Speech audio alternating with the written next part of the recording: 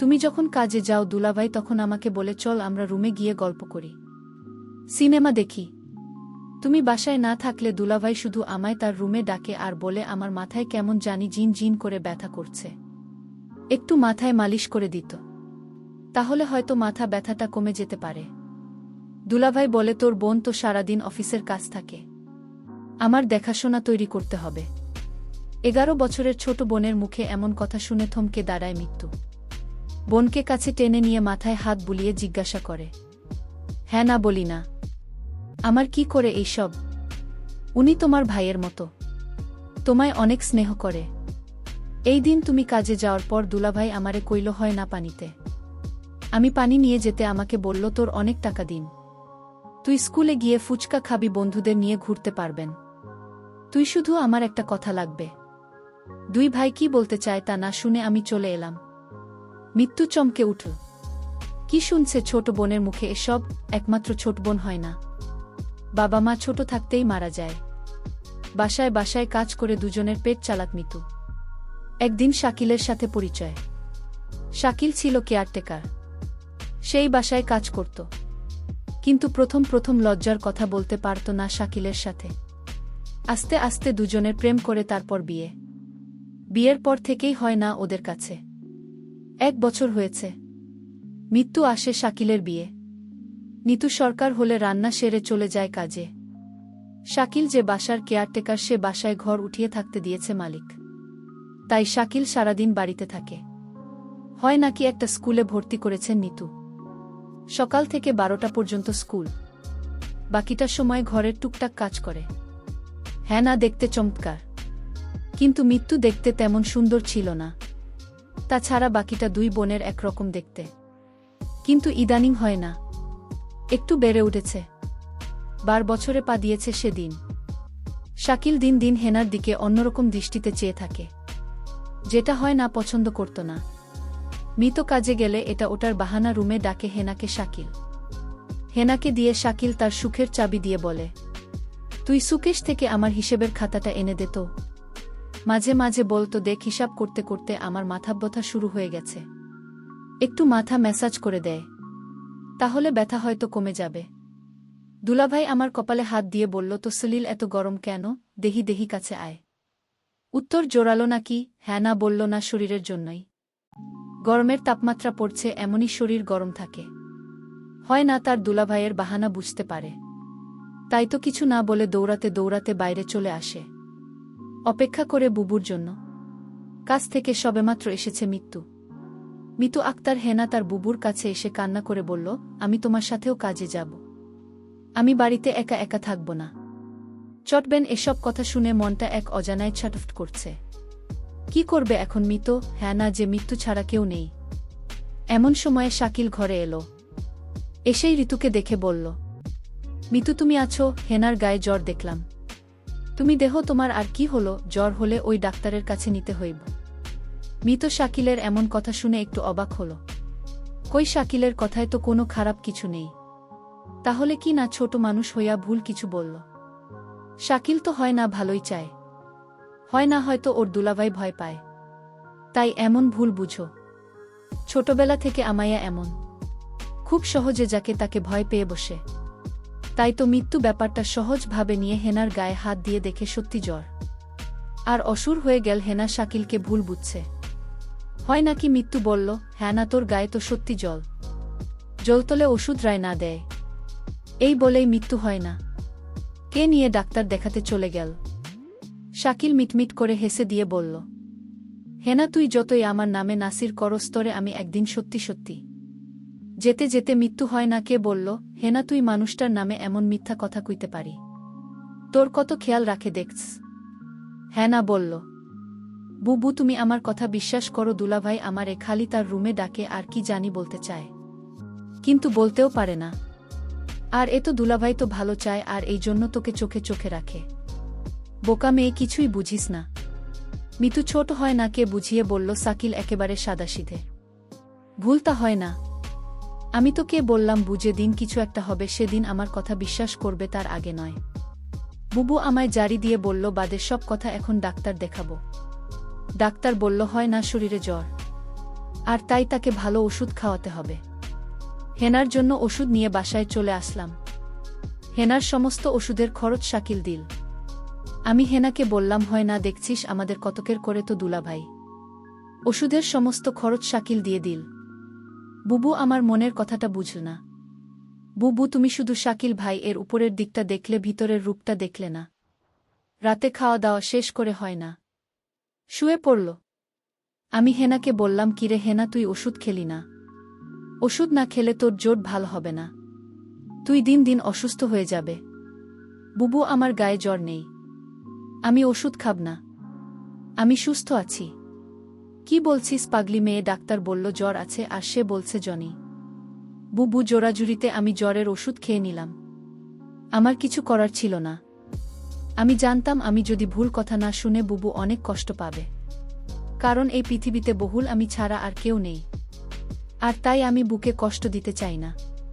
কিন্তু বুবু আমার একটা কথা কোনোভাবেই বিশ্বাস করছে না।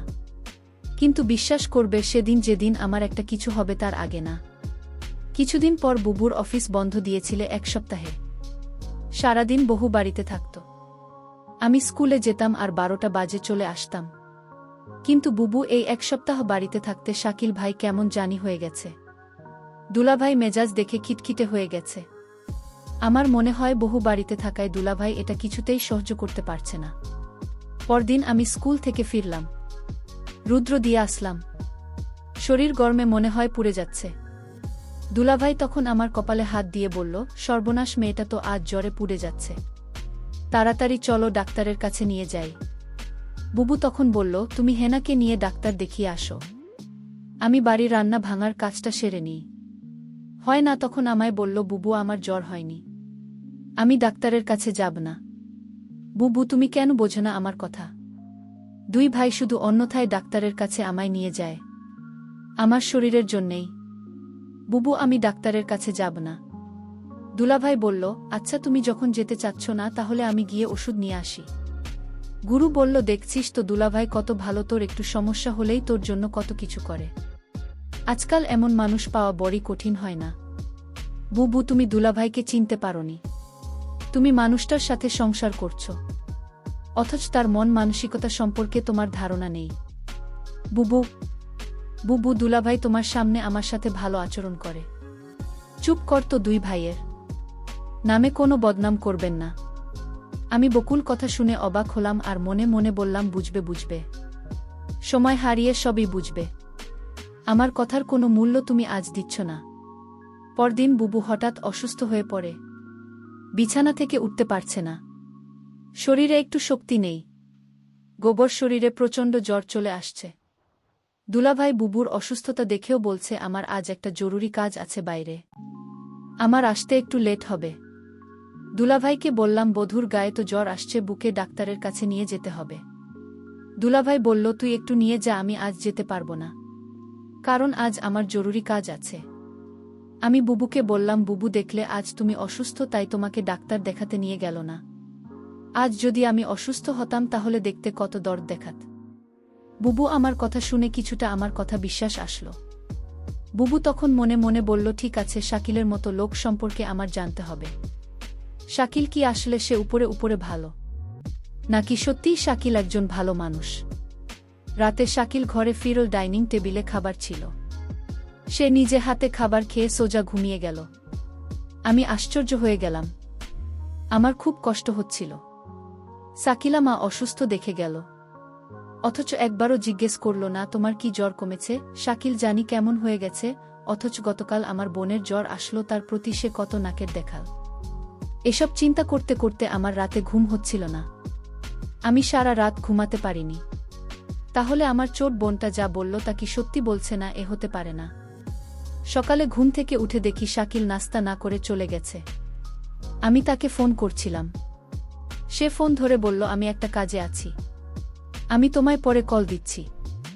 আমি তখন শাকিলকে বলতে চেয়েছিলাম, শাকিল আমার 2 দিন ধরে জল, আমার জন্য কিছু ওষুধ নিয়ে এসো। সেটা বলার আগে সে ফোন কেটে দিল। আমি ভাবলাম কিছুক্ষণ পর আবার ফোন দেব। প্রায় 2 ঘন্টা পর আমি শাকিলকে ফোন করলাম। আমি বললাম, 2 দিন ধরে আমি অসুস্থ, তুমি আমার খোঁজ রাখোনি কেন? শাকিল বলল, আরে আমি এই 2 দিন একটু বিজি ছিলাম, তাই কোনো খোঁজ রাখতে পারিনি। তারপর আমি বললাম, যদি পারো তাহলে আমার জন্য কিছু ওষুধ নিয়ে এসো। ঠিক আছে আমি নিয়ে আসব, এখন ফোন রাখ। আমার মনে হলো আমি তাকে ফোন দিয়ে বিরক্ত করেছি। একদিন রাতে শাকিল ঘুমাচ্ছিল। হঠাৎ মধ্যে রাতে দেখি শাকিলের রুমে নেয়। আমি রুমের চারদিক ভালো করে খুঁজতে লাগলাম। কোথাও শাকিলকে দেখতে পেলাম না। তারপর দরজা খুলে রুম থেকে বের হয়ে দেখলাম হয় না দরজার কাছে গিয়ে হেনাকে ডাকছে। আমি বললাম, শাকিল তুমি হয় নাকে ডাকছো কেন? শাকিল আমাকে দেখে চমকে গেল। শাকিল বলল, আর বলো না, হয় না ঘরে আমার ল্যাপটপটা রাখা ছিল, তাই হেনাকে ডাকছি। কারণ ল্যাপে অনেক হিসেব পড়ে রয়েছে, তা আজ রাতের শেষ করে অফিসে জমা দিতে হবে। শাকিল তুমি আমার সাথে মিথ্যা বলো না। আমি জানি তুমি জব করো না, আর তাহলে তোমার অফিসে কিসের কাজ? মিতু তুমি আমার মুখের উপর তর্ক করো না। আমি যা বলেছি তাই সত্যি, আমি নতুন একটা অফিসে জব নিয়েছি। আমি তার সাথে আর কথা বাড়ালাম না। শাকিলের প্রতি আমার সন্দেহ মাত্রাটা বেড়ে চল। এখন শাকিলকে আমার তেমন বিশ্বাস হয় না। কখন কি করে বসে তার কোনো ঠিক নেই। আমি শাকিলকে বললাম, যেহেতু তুমি একটা চাকরি পেয়েছ তাহলে আমার আর কাজের দরকার কি? আমি না হয় বাসায় থাকলাম, তুমি চাকরি করো। শাকিল তখন আমায় ধমকের সুরে বলল, তোমার জীবন রয়েছে, তার লেখাপড়ার খরচ কি আমি দিব? তুমি তোমার কাজ করো, আমি আমার কাজ করি। শাকিলের কথা শুনে বুঝতে পারলাম তার আসল চেহারাটা বের হয়ে আসছে ধীরে ধীরে। আমি বললাম, ঠিক আছে শাকিল, তোমার কোনো চাকরি করতে হবে না, আমি তো আছি। দেখলাম শাকিল অনেক খুশি হয়ে গেল। পরদিন আমি কাজে চলে গেলাম। বাড়িতে হয় না আর শাকিল। আমার এই দিন কাজে কিছুতেই মন বসছিল না, কারণ আমার খুব চিন্তা হচ্ছিল আমার বোনটাকে নিয়ে। আমি যেখানে কাজ করতাম সেই মালিককে বললাম, আজ আমায় একটু আগে ছুটি দিয়ে দেন, আমার বাসায় একটু সমস্যা। মালিক বলল, ঠিক আছে, আজ তোমাকে আগে ছুটি দিয়ে দেব। কোনো রকম অফিসের সময়টা গেল। আমার ডিউটি হচ্ছে সকাল 8টা থেকে রাত 8টা, কিন্তু আজ আমি বিকাল 4টায় ছুটি নিয়ে বাসায় চলে আসলাম। বাসায় এসে দেখি বাড়িতে কেউ নেই, একদম নিবিড়। আমি হেনাকে ডাকছি, হয় না কোথায় তুই? আবার শাকিলকে ডাকছি, শাকিল কোথায় তুমি? আমি কারো সাড়া শব্দ পেলাম না। সমস্ত বাড়ি খুঁজছিলাম, কাউকে দেখতে পাচ্ছিলাম না। শুধু একটা জায়গা বাকি ছিল, আর সেই জায়গাটা হল বাথরুম। আমি বাথরুমের দিকে গেলাম, গিয়ে যা দেখলাম তা দেখে আমার মনে হচ্ছিল আমার দম আটকে গেল। আমি দেখলাম হয় না একপাশে পড়ে আছে। আমি দৌড়ে কাছে গিয়ে হেনাকে ডাকলাম, হয় না বোন আমার, তোর কি হয়েছে? হেনার কোনো সাড়া শব্দ নেই। চিৎকার করে হেনাকে ডাকছি, হয় না। উত্তর, কি হয়েছে বোন? আমি কথা দিচ্ছি আমি আর কোনোদিন তোদের বাসায় একা রেখে কাজে যাব না। লক্ষ্মী বোন আমার, তুই আমার সাথে রাগ করিস না। হয় না মুখ দিয়ে কোনো কথাই বেরোচ্ছিল না। একটা সময় বুঝতে পারলাম হয় না আর নেই। হ্যাঁ না আমার সাথে অভিমান করে চলে গেছে। হ্যাঁ না মরে গেছে। আমি কাঁদছিলাম আর বলছিলাম, হয় না বোন আমার, তুই একবার উঠে যে, আমি কথা দিচ্ছি এখনই তোকে নিয়ে অন্য কোথাও চলে যাব। হ্যাঁ না আমার কথা শুনছিল না। শুনবে কি করে, সে তো মরে গেছে। আমি হেনার হাতে একটা চিঠি দেখতে পেলাম। চিঠিটা তার হাত থেকে নিয়ে খুলে দেখলাম। চিঠিতে লেখা ছিল, বুবু তুমি আমার কথা বিশ্বাস করছিলেন না। আমি অনেক কষ্ট নিয়ে দুনিয়া থেকে চলে গেলাম। এর কারণ হলো আমার দুলাভাই। বহু তুমি আমাকে ক্ষমা করে দিও। আর তোমার প্রতি একটা অনুরোধ, তুমি শাকিলকে ছেড়ে চলে যেও, তা না হলে আমার আত্মা শান্তি পাবে না। আমার আর বুঝতে বাকি রইল না কেন হয় না দুনিয়া ছাড়ল। কি ঘটেছিল? আমার বোন ঠিকই বলেছিল, বুবু তুমি সময় হারিয়ে সব বুঝবে। আজ আমার বোনের কথার ফল আমি পেয়ে গেলাম, কিন্তু আমি এর শেষ দেখে ছাড়ব। আমি শাকিলকে খুঁজতে লাগলাম। আমি শাকিলকে কোথাও খুঁজে পাচ্ছিলাম না।